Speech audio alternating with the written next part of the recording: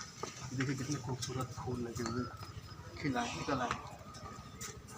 तो मैं ये कह रहा था कि जहाँ ये पुराना पुस्तकालय था, तो इस पुराने पुस्तकालय की पुरानी छत है, और इधर भी कमरे बने हुए थे। उस समय के भी ये गेस्ट रूम है, इस समय के भी ये गेस्ट रूम है, जहाँ पे आप आके रुक सकते हैं और पढ़ सकते हैं। आपको स्टडी करना है तो आराम से खा पी के 2-4-10 दिन के लिए आना है, तो शायद यहाँ पे कुछ व्यवस्था कुछ पे करना होता है, तो आप रह के पढ़ाई कर सकते हैं, सर्च कर सकते हैं। बाकी ये सब व्यू है, ऊपर से है। और फिर आपको लेके चलते हैं एकदम लाइब्रेरी में, जिसको आप सबको बेसब्री से इंतज़ार है।